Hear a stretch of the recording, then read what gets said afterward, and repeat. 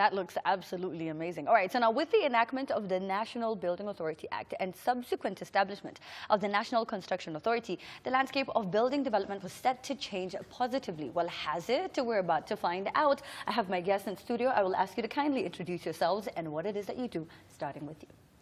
My name is Ndura. I'm a co-director at Containers World Kenya Limited. We generally sell fabricated containers and plain dry containers. So we convert containers into houses, offices, and the like. All right. I'm Pete Moriah from Suraya Property Group.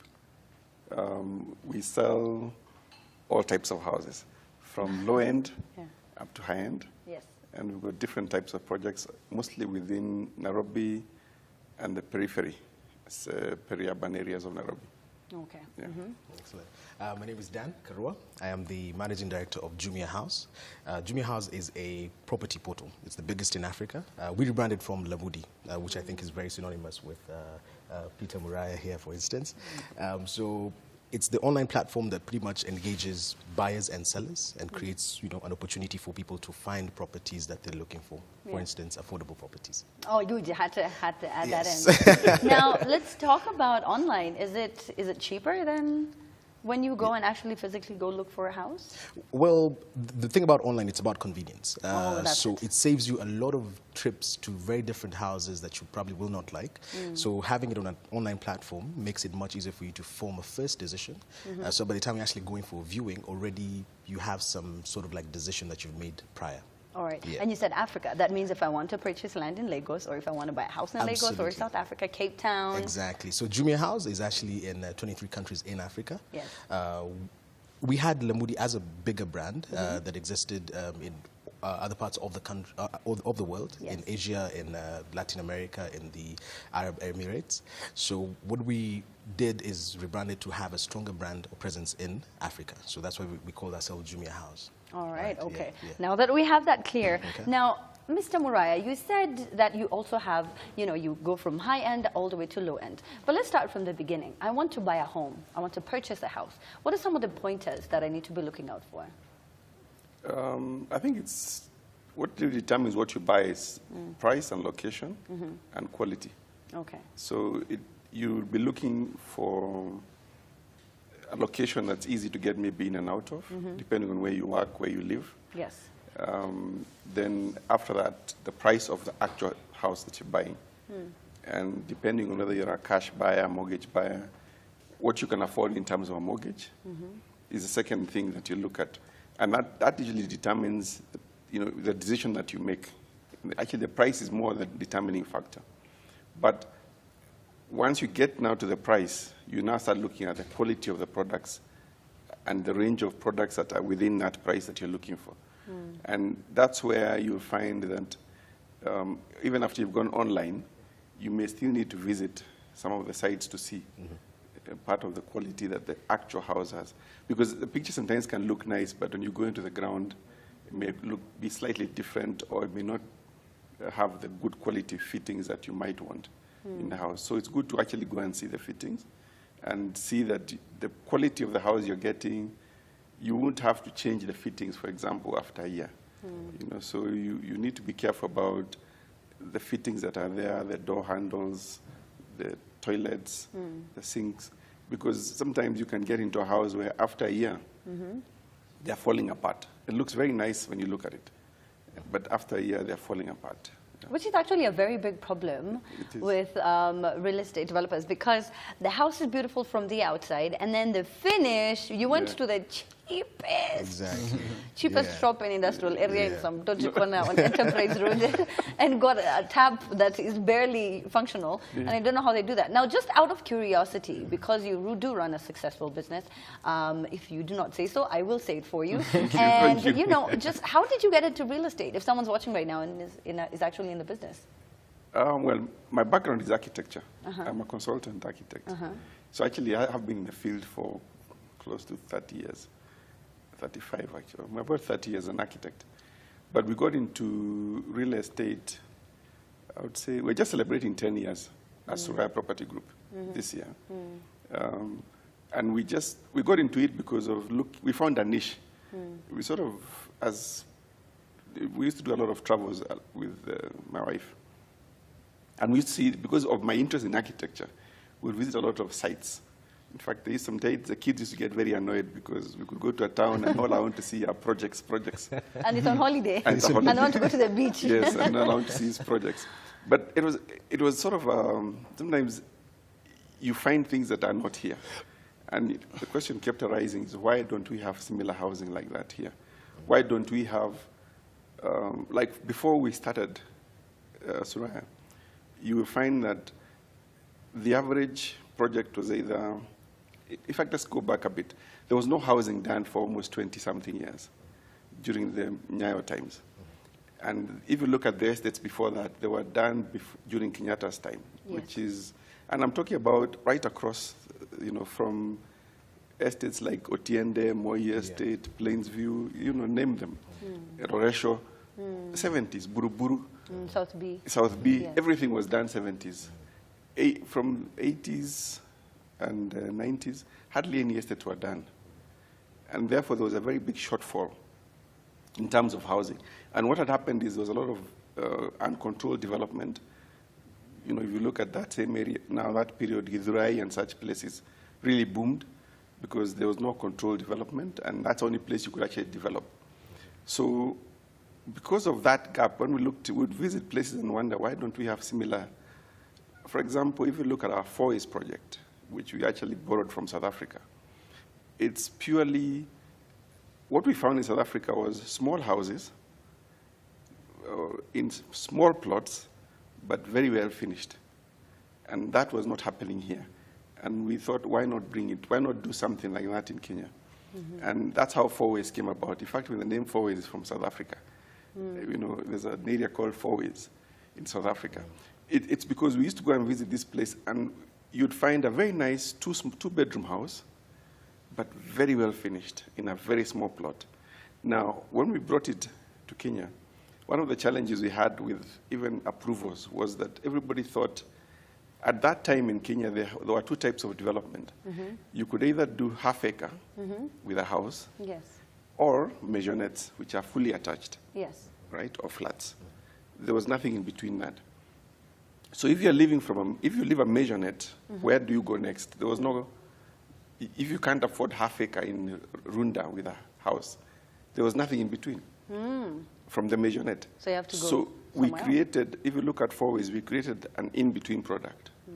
So you now have a nice house standing by itself on a small plot, not on a big plot, right? Because most houses like Runda, all the way Lavington, used to be half an acre. This is just about an eighth, but with a nice villa on it. Okay. So for us, what we've tried to do as Suraya is try to be innovative in terms of the products we bring on the market. Try to look for space and different products that are missing in the market. Yes.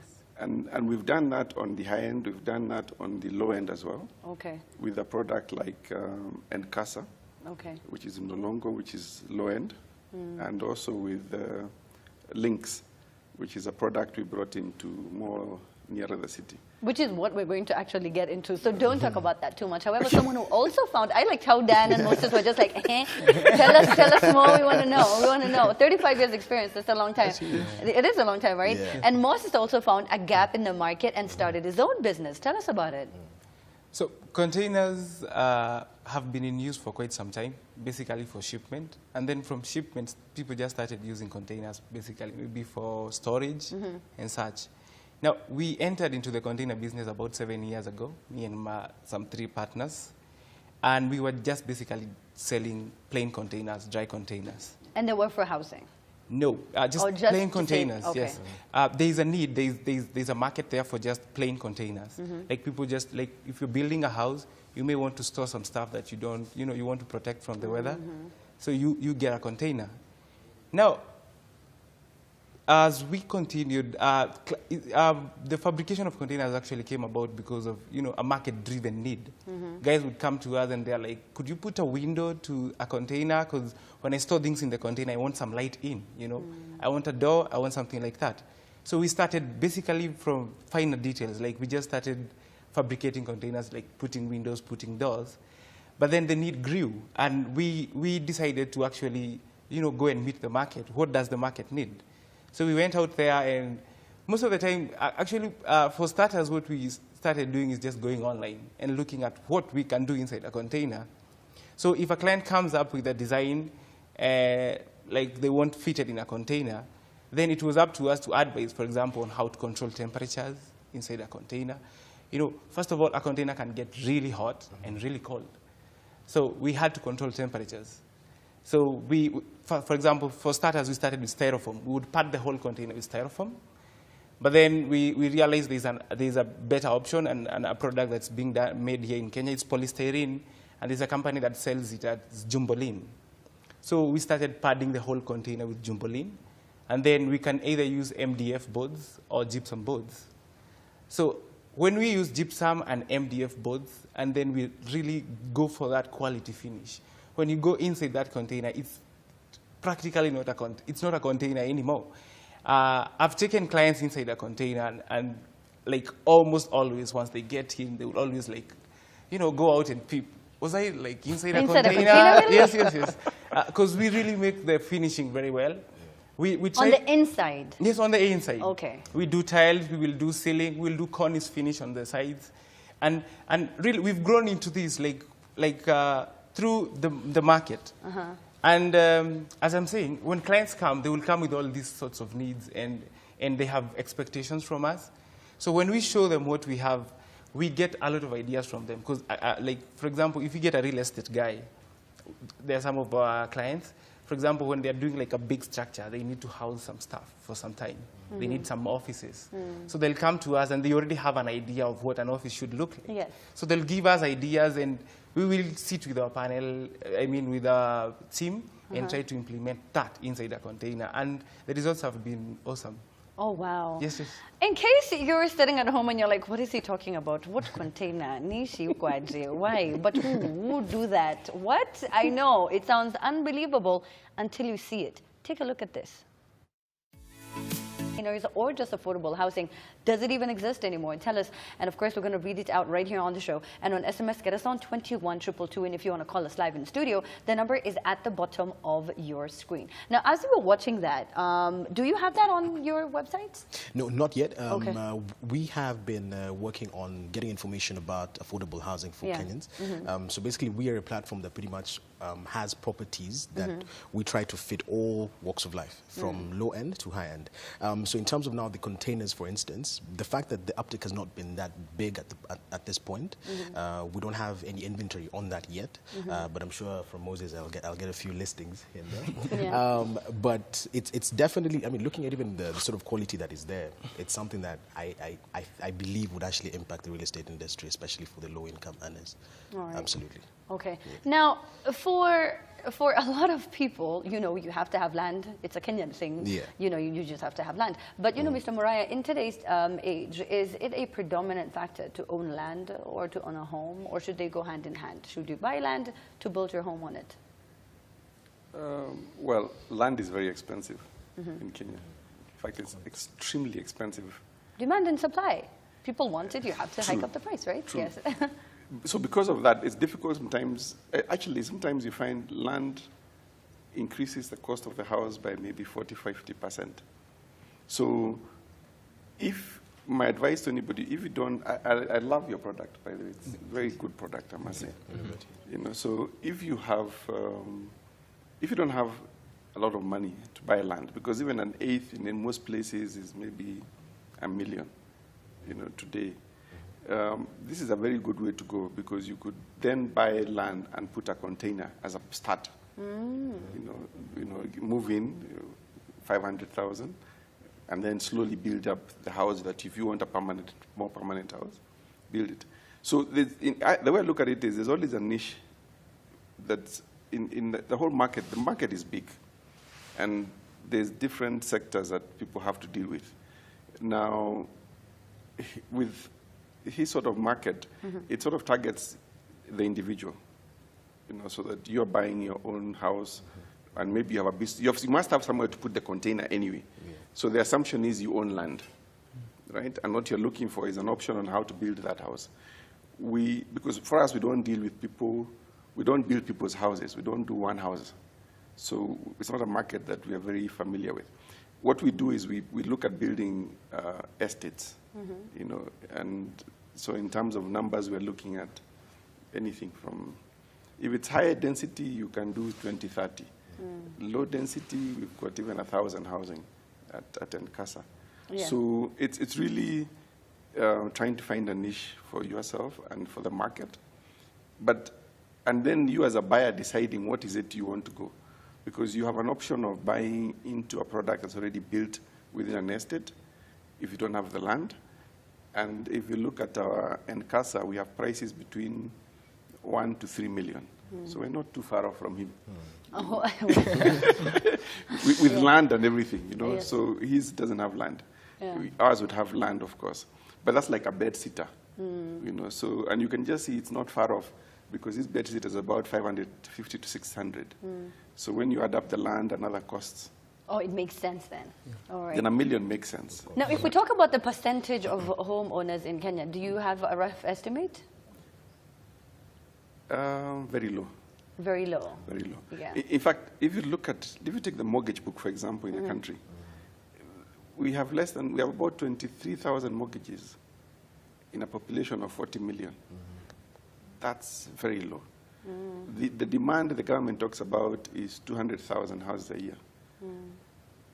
From my understanding, currently, even your own built house, when you add them all together, I'm so sorry, Mr. Morai. We have a phone call. I have to interrupt you. Okay, Good morning, K24 Alfajiri. Hello.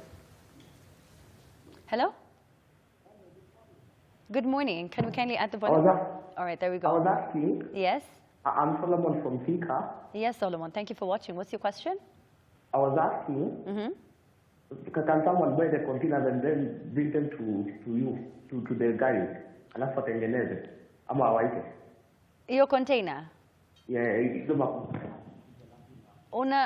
You're breaking up. Unauliza kama? nauliza Uh-huh. tuseme tuko na shamba mahali Uh-huh. nibaye Uh-huh. alafu niwaite wakuja nitengeneze. Yes. Hivyo ndio inafanywa. Moses. Mostly, we like, it's cheaper for us to build the containers from our yard. Like build the house, especially if it's a 1-bedroom or a 2-bedroom house. Okay. But if it's a 3-bedroom, 4-bedroom houses, we have to go to site. So there are arrangements we make, of course, for that. We might charge a little bit high, for, you know, we have to ferry stuff and equipment. Yes. Yeah, but it's possible, yes, we've done that. All right. Yes. So, Miss, yeah? Okay. Now, if we go back to the, 23,000 people, that's very, very low. and actually it's even worse. Per year, it's 1,000 mortgages. It's That's that bad. very little. It's a drop That's in very the little. ocean. Is that the same with your online when you're checking? Oh, really? Yeah, I mean, what happens is, okay, with the online platform, we have a feature that takes inquiries for people who are interested in mortgages. There's a huge appetite, but it's not affordable. Oh, so from the ones who like it, you Yeah. have hundreds of thousands. The ones who actually now, Yeah. sign up and do, now then the percentage gets lower. Yeah, I mean, in terms of the mortgage, so for instance, people make a lot of inquiries about mortgages. If I buy this property, can I get a facility? So we refer these clients to different banks, but I think looking at the pre-qualification and also looking at the sort of rates that previously Actually, existed. well, now, oh yes, that's what I was. Exactly. So, I mean, the uptake is actually, there's an appetite. Yes. But in terms of now, because people can't afford it. Yeah. The only solution that people have found very available is going for a facility through a bank. Yes. But looking at affordability is also quite, it's quite a big issue. Yeah. All right. Yeah. And Moses, it's affordable in comparison to homes that, we're naturally used to, but it's actually not as cheap, the containers, right? If we're Yes. being honest. Yes, Because yes. again, if you look at, we're talking about low income earners, that means your salary is not more than 60,000, which is, we have a caller, I am very sorry. Good morning, K24 Alfajiri, hello. Okay, I'm Steve. Hi, how are you? I'm good. What's your name? I'm Steve. Steve, where are you watching from? I'm in Kiambu. Okay, fine. Kindly proceed with your comment or question. Okay, I was asking, Yes? okay, maybe I have a plot somewhere Uh-huh. and I need this container. Yes. They are saying it is a raw affordable housing.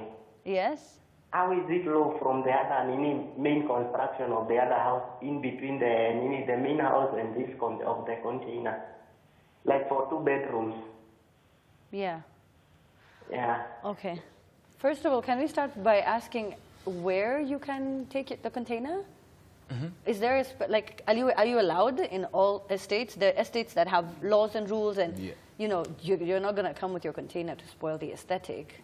Yeah, yeah. But it's true. It is true. It is true. Actually, for example, we just had a client in Ruiru, Membli Estate. Was that my producer, Shage? So one of my clients there wanted a 2-bedroom house. He wants a temporary house, and then he'll build a house later. So, like the example that Mr. Murea had given us about he has a land, he'll get the container for now. Yes, yes, okay, yes. okay. And it's a very prime place because I went to the site. But so midway through, like we were building the container at our yard, we were building the house at our yard.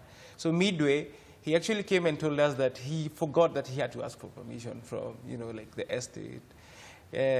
But after some time, they discussed, and it was okay. Provided we were not going to block the roads while we were bringing the house in. And, you know, there are a lot of challenges in the industry. But, I mean, people are slowly and, truthfully embracing it. And once you do a roof, for example, on the container, and there are things we can even do on the outside of the container if you don't want to see, like, the container feel. We do something called PVC cladding. We can even use, you know, like checkered plate. You can just use black sheet and paint the whole thing. Ultimately, it can come out as a really, really beautiful structure. Okay. And most of the times, even in your in your home, most of the time there's usually a main house, and people usually have a smaller house. And the smaller house, in most of the cases, like even when I go in my rural place, the smaller houses are usually not very nice. So even if you had a container is much way better. So you can start with that as a temporary structure as you move to, you know, a permanent house. Yeah. All right. Now, if we talk about the enactment of the National Building Authority Act and the subsequent establishment of the National Construction Authority, the landscape of building development was set to change positively. Did it? Well, yes, there is. There's been an improvement. Okay. Especially because of the fact that they're able to inspect buildings and approve. They still have a bit of, they require a bit more capacity, especially to deal with what you might call their controlled developments. They're very efficient in their controlled areas like ours, but I think they still have a challenge in terms of the uncontrolled developments going on. But it has made a big difference because there was a gap that the counties used to do and they failed to do, which was that same management of buildings during construction. So National Construction Authority has, and I think it's a good thing that has come through. With time, of course, they are talking about they are going to undertake training. They're going to undertake, one of the things we have a problem with is there's no ranking for craftsmen, you know, like fundis. How do I know he's a good fundi against him? Really, there's no way at the moment. He'll come and give me a certificate and tell me he's got experience. That is true. I mean, there are young boys who came on the show and they launched an app. It's called Fundi's app, and they take them through training for months. And you know of them? Yes. So they came and they opened it just like the Nairobi Stock Exchange with a tiny little bell, and they're like, it's open now and you can download it. So maybe that would be one way. All right, so now let's take another caller. Good morning, K24 Alfajiri. Hello. Hello. Hi, how are you? I'm good. What is your name? Can you kindly speak up? Joseph. Joseph. Yeah. What is your question or comment, Joseph? I wanted to know the payment model. So I've not spoken, I've discussed on anything about payment. Oh, payments. Yeah. Okay, fine. That's a very important question. So we were talking about facilities. You did mention about online and for Suraya? We have two types. You can either be a cash buyer, which means you come in early and pay in installments during construction, which is normally like a 2-year cycle, or you take a mortgage. Okay. Yeah, pay 10%, take a mortgage. All right. And you mostly get a lot of people who take the mortgage? Surprisingly, not Are that you many. serious? Well, people are making money. No, surprisingly. All right, yeah. I mean, 70% you find on most projects are cash buyers. Okay. But in the long run, they do say it's more affordable if you. But you know what it is? Surprisingly, it's not that they don't take mortgage. It's just that they don't take the traditional mortgage. Oh, paying per month, so they take a loan. No, they take, most of them go to their circles, take short-term loans, or even unsecured loans, and come back and convert into cash. The reason being, circles are cheaper, they're 12%. Yes. On reducing balance. And reducing, while as opposed to mortgage, which before was maybe 16, 17, 18%. Yes. So a lot of people would come to you as a cash buyer, but in reality, they're actually circle buyers. I'm so sorry. Let me take another caller. Good morning, K24 Alfajiri. Let's just make sure you answer that question. Good morning. Good morning. Hi, how are you? Fine, thank you. How are you? I'm very fine. What is your name? Repeat that. What is your name and where are you watching from? I am George. I'm calling you from Saika along Kangundo Road. Oh, all right, great. That's very specific, George. So kindly proceed with your comment or question. Yes, I have a question, and it's specific to Mr. Peter Morai. Okay. Yes, I'm grateful for Suraya because I have a plan with Suraya. Okay. And I'm buying an apartment in Lavington. Okay. The terrace apartment. Okay. Now my question is this: I was working and I'm a cash buyer. But it reached a point where I'm out of employment now. Okay. Though I have a business. Okay. I've already paid for the house. I'm halfway paid. Okay. So I still about half of that to pay. Okay. How can you work along this so that I don't lose part of the payment that I've already made? All right. And I still really want to be part of the project itself. All right. Thank you very much, George. He'll answer that question. We also have another caller. Good morning, K24 Alfajiri. Hello. Hello. Good morning, madam. How are you? Fine, thank you. What's your name? Rose is my name.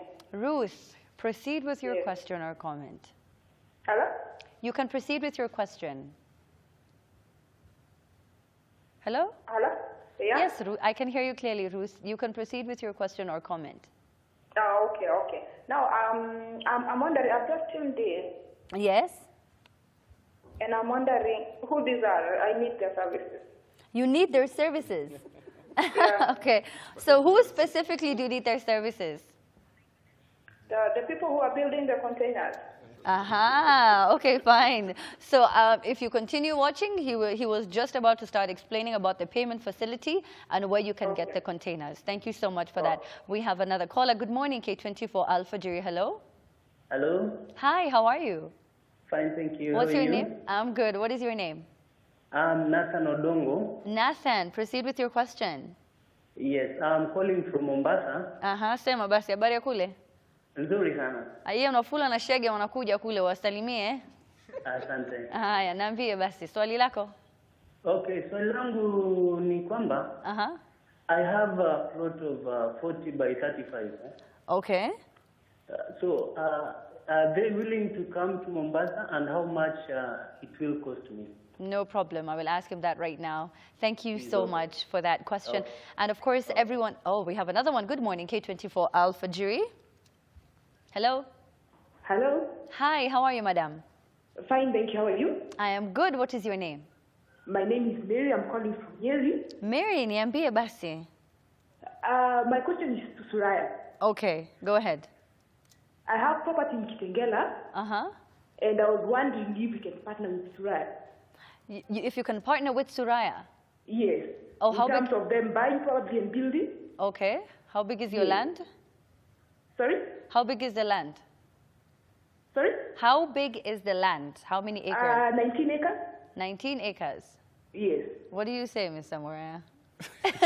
Should she call you on the side? Yes? Yeah, it's possible. It's possible. We do partner. We do partnerships with landowners. All right. And 19 is not a big... What we don't like small pieces of land. Okay. Because it's very difficult to deal with. Okay. But 19 is something to look at. We can look at it. Depends on how easily accessible it is. Yes. Kitengela is a vibrant place. Yes. So it's worth looking at, and she can get in touch with us. All right, Mary, so we're going to take your details. Please do stay on the line. Someone's going to take your details, and once Mr. Murray is done with the interview, we are going to do what we call hooking you up. Tuma, your commission, Upper K24. Thank you. You can keep on calling us. The number is at the bottom of your screen. You have a lot of questions, which is really good. And of course, for those of you engaging us online with the hashtag K24 Alfajiri, we're going to get to those questions and those comments in just a bit. We're talking about affordable housing. Now, I have all the questions written down, but the first one is the payment facility, and we were getting to the containers. And I know Mr. Murai was saying something, but since I completely forgot, we're just going to go with Moses. So the payment facility for containers, how does that work? Now, mostly with containers, most of our clients, we encourage cash. Because earlier on when we started, guys used to come to us, mostly with, for example, guys who are buying refrigerated containers, for example. We sell that too. And shops, like just small-time business people who want like stalls. You've seen stalls. Yeah. They would come asking for, like a financing option. And the banks we approached were very shy of it because, number one, they say that it's very hard to secure a container. Like someone can come at night and carry it. Actually, that is pretty decent. But it's good that we have banks that, like understand the market and coming in to, fill the gap. For example, we bank with NIC Bank, and our branch at Lunga Lunga is already welcoming clients. Like, they will just listen to you, look at, the plan that you'd have for payment, and you can discuss. So mostly when we have clients who need financing option, we can refer them there. But mostly we tell people, just talk to your bank, give them the options available. If you're taking this, for example, for business, it's easy to explain, how you're going to pay this back and something like that. But most of our clients, as of now, are cash clients. Okay, great. Yes, and then there's also Nathan from Mombasa who asked, about his land. He has a 40 by 35, and he asked if he was to allow, if he was to call you to come down to Mombasa, how much would it cost him, and what would you need for him to provide? First, a 40 by 35, we would fit a 2-bedroom house. Okay, the bedrooms are slightly small, like 9 by 8, or a 1-bedroom house. The bedroom is bigger, the living room is bigger, so just in one single container. And it would cost him anywhere from 850K to 900,000. Transportation included? Yes, actually, that would be transportation included. But in Nairobi, no. Mombasa, we have containers in Mombasa. We have a yard in Mombasa too. Yes. So it would be cheaper. Yes. But for Nairobi, we usually, the figures that were shown earlier are for the container houses at our yard. To transport a container, for example, from Nairobi to, say, Garissa, it's like very expensive. I don't know why you said that looking at me, but it can't. Garissa is too hot. We can't take it. No, I've already supplied containers to Garissa, actually. Oh, okay. I have some clients there. Yes. Basically offices, not homes yet. Okay, fine. But I hope we will. All right, and then there was also one question from George who said that he doesn't want to lose his house, Mr. Muraya. However, he does have, he has paid a huge amount in cash. So can you work with someone like that who has a business and can't pay? We can. Okay. I mean, the issue is, if he's paid 50%, he's done very well. Okay. And we can sit down with him and come up with some sort of payment plan for maybe another 1-2 years. Okay. As he sort of figures out what he's doing. Yeah. But the other thing also we do is that we also refund people if you don't lose your money. Oh, okay. Yeah. So if you have a problem and you cannot continue, we'll refund you your money. All right. Yeah. Okay. Thank you very much. That's very kind. Now, Dad, if we talk about innovation in construction, has that helped make the houses affordable? Like prefabricated. I mean, they've been there for a while now, but the construction material that they use now is a lot more affordable. Does that in turn make houses affordable? Yes. Well, first and foremost, theoretically, it is actually a seller. People are actually more interested in construction that is actually very affordable. And the biggest problem also that we're facing also, if you're looking at construction, is people will go for the cheap sort of materials to construct your brick and mortar houses. That's why you'll find issues with buildings collapsing, for instance. So affordability is a key thing, but when people are more educated about these affordable materials, you talk about containers, you talk about even the polystyrene, for instance. Once there's that stigma and it's out of the way, then you'll have a much bigger uptick. You've found a couple of people actually interested in it, more on the business aspect than opposed to a housing aspect, but it's all about the stigma. Secondly, you can also talk about the sort of like legislations that exist. That is, a container is considered to be a temporary structure, not a permanent structure. So even with that in mind, then of course, the government should actually come in and sort of promote this sort of avenue, especially even looking at informal settlements, the slums. They're using, say, timber, which is very expensive, and mabati. Now, when that catches fire, disaster. Because those houses are so tightly knit together. Yeah. Now, when you're considering an option of containers or even other materials that are not even combustible, so to speak, then you're solving a solution. You're solving a problem, sorry. So if you're looking at the sort of uptake and you're looking at, because at the end of the day, we're a country that's becoming more technologically advanced. There are more innovations coming in. Can you imagine? Silicon Savannah. Exactly. Yeah. There you go, here in Kenya. So with that in mind, the issue about affordability is actually quite big, because if people cannot afford and this... I'm so sorry, it's so interesting you're please, talking about, that's bottled houses. There you go. Made only of bottles. Yeah. Wow. So that's what you're talking about. Yeah. When we talk about the technological different innovations. And this is in Kenya. And this is in Kenya. Nice. I mean, Only it looks quite beautiful. So when you talk about innovation, and it is the way to go for the country. If you're talking about technological advancements, you're talking about access to these materials, access to the possibility of these materials being used in a wide scale.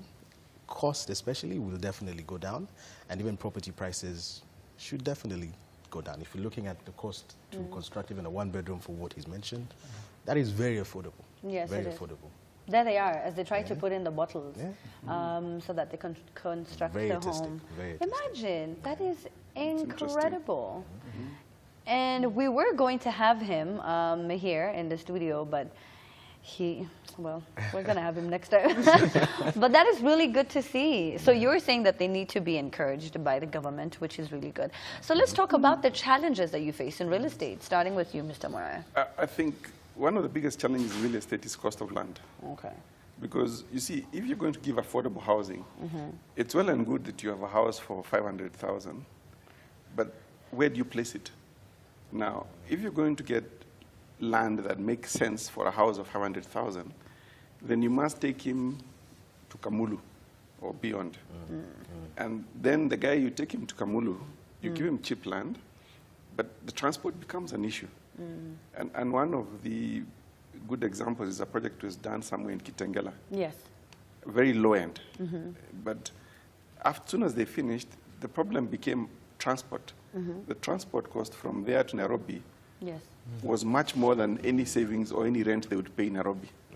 So until I keep thinking, when the government does get the transport system working properly, the public transport system, light rail, maybe bus routes, then you'll be able to live almost anywhere. And now you can have affordable housing, properly effective. Because if you have, like, if you take our project we did in Mlolongo, we are like 3 kilometers from Mlolongo town behind, where it used to be, where you used to have the Kenchik. It's actually even behind that. Yes. We've had a very big challenge in terms of transportation for that 3 kilometers. Now, there's even we need a bridge, which we couldn't, there was a temporary bridge, it was washed away the other day. Now we're having to do a road of 5 kilometers to come round back to the main road. So it makes it very expensive for that cheap house. Despite the land being cheap there, the fact that you have to now do a road of 5 kilometers, you have to pass it on to the buyers. And on top of that, for the buyers also, that distance, if there's no good road, all-weather road, then the benefit of living in a cheaper house disappears. Because the person thinks, well, if I'm going to pay an extra 30, 40, 50 bob, 100 shillings, I might as well just, in a month, they'd rather go back to Kibera or nearby and live in a smaller house, in a smaller room, timber room, but walk to the office. So I think one of the biggest things that needs to be done is the government needs to step in, get the light rail system going, and get the bus transit system going. Then it's the only way you'll be able to have affordable housing, spread out around because then you'll know for sure. Those of us who are a bit older, in the 70s, 80s, when we were in high school, we knew that when we were going to Lenana and you had to be there at 6:30, you just had to be at Hilton at 6 o'clock, and there was a bus at 6:05. You get? Now, that's what's missing. If we knew, and we knew by the time he leaves here, by 6:25, it's at Ngong. Yeah, so that would also play a role in Very helping. serious role. Yeah. I mean, that is one. The other one, of course, is affordability of the different systems of development. Oh, that Dan was speaking about, okay. There's a law they've been trying to pass on the building laws that allows what you might call temporary housing, like timber houses, to be permanent housing. Polystyrene.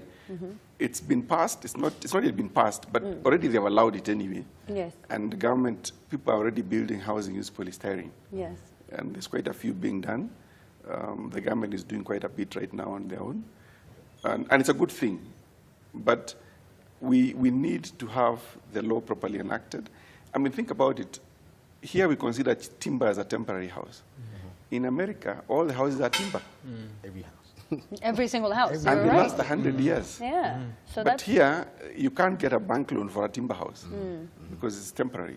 Yes. So we need to have a mindset also, even from the buyer's point of view, because any buyer who goes to those polystyrene houses, the first thing they do is hammer the wall, because we are so security conscious as a country that you imagine that for me to sleep in a polystyrene house, not possible. Well, I mean, I'm also getting questions about security in the container house. I don't know, everyone's just very concerned about the container house. So how is the security like? Security. Yes. Now, containers are made of marine steel. Excellent. Like cotton. Like it's, for you to break into... But it has windows now and doors, which are not made of steel. Well, that's what Michael Ingisa is asking. So does a normal house, actually. So does like any other normal house. So in a container, what we do is that we make sure that even the windows we use, we really reinforce them. Like they have like very strong, like a rail structure. Yes. To make sure that we don't breach the security of the container itself.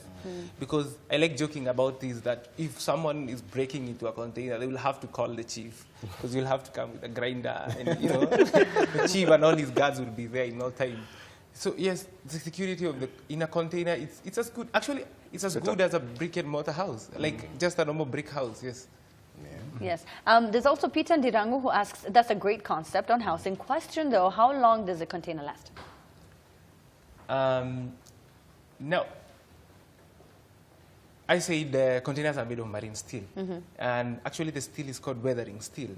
Most of the times when customers come to our yard and they find containers with a lot of rust on the surface, they think that, the container will, like collapse anytime. But actually it's made with that steel so that it encourages rust. The rust that comes on top. Yes, the rust. The rust. When a container rusts, actually, it's actually a protective cover. It's something that most people don't know. Cotton, when it's made actually to rust, when it rusts, it actually protects the inside. Yes. So at sea, a container can last. During shipment, they are supposed to last about 10 years, and the container is supposed to sell them. Like the shipment is supposed to sell them, but actually they can last more than 50 years at the sea, and there are very adverse conditions there. Like corrosion is very high. Now, when you're talking about land and you're painting and you're innovating these houses, it's as good, it can last 100 years or more. All right, okay. Well, now let's take it to the streets and find out what you have to say on Word of the Streets.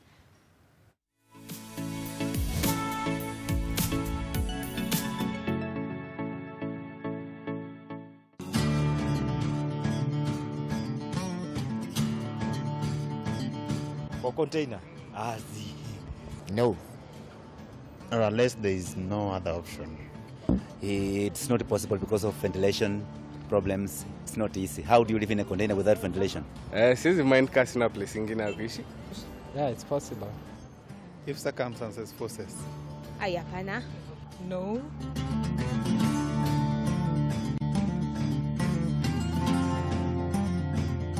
Those containers? Definitely, I would live in one. Okay, if it's transformed in a way that is actually, in a way which somebody can actually live in, no problem. Anaweza ishi, lakini unajua venye umesema first, kale za ishi kwa container. Yeah, with ventilation, yes, you can. Because what is important is that you are protected from the climate, from criminology, and so on and so forth. How much? Naweza ishi kwa container, but it depends na venye inakaa na size yake. We still have enough stones, bricks that we can use to do nice houses. I don't mind. Yeah, it looks good. After seeing those pictures, I think I can. Yeah, it looks nice. I don't mind living in one.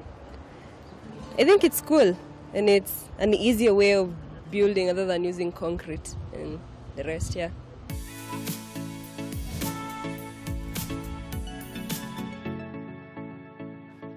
So what we did was we showed them pictures of containers and then asked them if they could live in there. And then they all said no. And I think most of them said no, why? And then we showed them a finished product of now where you can live once everything has been done and they have put everything inside and have done the interior. Then a lot of them changed their mind and were like, yeah, I think yes. So now with so much more to talk about, let's just get your final comments because we're out of time. And I will start with you, Dan, actually. So, I mean, talking about the sort of like affordable housing and alternative construction methods that are existing, I believe, even as you've seen, there's a huge stigma. People are used to, the brick and mortar.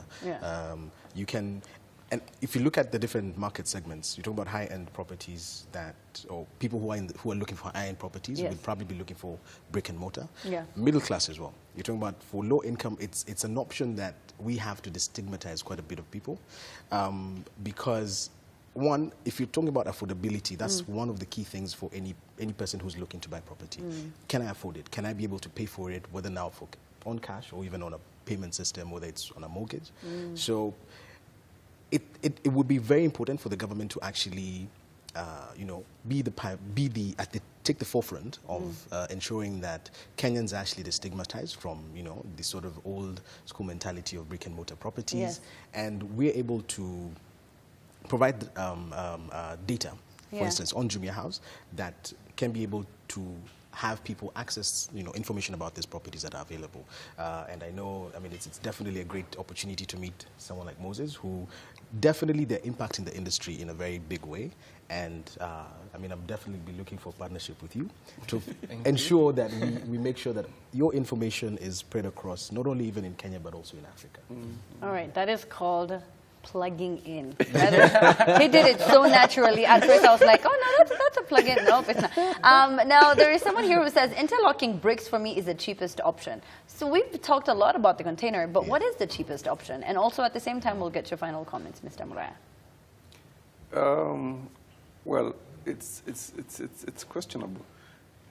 You see, the interlocking blocks, right? They're quite cheap. And some of them you don't even have to plaster, you don't even have to use cement. So it can be quite cheap in terms of building. The biggest challenge with a lot of areas, again, is where there's cheap land is black cotton soil, which is very expensive, and you have to remove the black cotton soil. So you find that for you to buy cheap land, it's got black cotton, then you find it's maybe 3 feet down, and you have to remove it. In that case, the container is a very cheap option. Because the removing of that black cotton, the backfilling of that can be very expensive. So is it the cheapest option? It could be. Oh, okay, fine. It may not be because of the issue of sometimes when you look at it from the point of view of somebody building his own house, traditional, with stone, a lot of things come into play. Yes. Because if you're building in Thika town and maybe the stones are right next to you, then that is something to consider. Then your soil is red, okay, cool. So you're not really, you might find that you can build a 2-bedroom house for less than $1 million. Okay. Right? All right. So it really depends on where it is and what the conditions are. All right. I think his target market is more people who want that much more, a better house, but can't afford it. And then that becomes and they want a quick solution as well. Because sometimes people build for 3 years, slowly, their own houses. Yes, it's fair. And you're living inside. And you're living maybe in a Mabati house, yeah. And you're building this other one slowly. Yes, it's true. But this one is something where you want something quick. Yeah. then there's a very good solution for that. All right, thank you very much. Of course, we're going to leave everyone's details. Now, Moses, please do briefly give us your final comments. And you have not talked about any challenges you face and any disadvantages of living in the container. I think the biggest challenges you might have seen is the misconception out there that, you know, containers are, you know, like these mabati structures. And, you know, that, you know, there is less ventilation. Actually, containers are used to transport food, for example, and they should be ventilated to make sure that the food stays, you know, in good condition. Yes. And just the same way, you know, even if you're in an enclosed brick house without any ventilation, I mean, it would be a problem. So we actually ventilate the containers. We make sure that they are affordable. And just so I mentioned this, it's important that I mention that the figures that were indicated earlier are for containers with you know, padding, boards, everything. They can be much more cheaper for a less fancy house. Like we just use a container, do windows, doors, and then we'll do a roof to, you know, control the temperatures. It's still a very good temperature buffer, something like that. So as my final comments, I would say that there are a lot of options out there in terms of housing. It's up to the individual to go out there, look, and as Dan had said earlier, you can't really see the good quality of a house until you like go and visit it. You can go online and see it, but it's important. Just come, see what we are offering, or you know, explore as many options as possible. But container is a very good option. All right. So now the biggest question that we all want to know is: after selling it for an hour, do you live in a container? Moses, do you live in a container? I work in a container. I don't live in a container. The office is actually a container office. Okay. Yes, yes. Zuku just telling us, nunua container, nunua container, nunua container. And he doesn't live in the container. He lives in a Suraya apartment. Imagine. He actually lives in a Suraya apartment. Yeah, upper forest. upper forest. Upper forest. But thank you so much to all of my guests, Dan, Mr. Moriah, of course, and Moses for making time. We're going to leave their details online, and you can get them on our Facebook page. So, Ian, container or house? Well, land. For now, container. Uko Kakamega. Huh? Container. Container. Christine? Well, I'm taking all the cards and I'm going to make some serious decisions after this. Yeah. All right. Okay, fine. So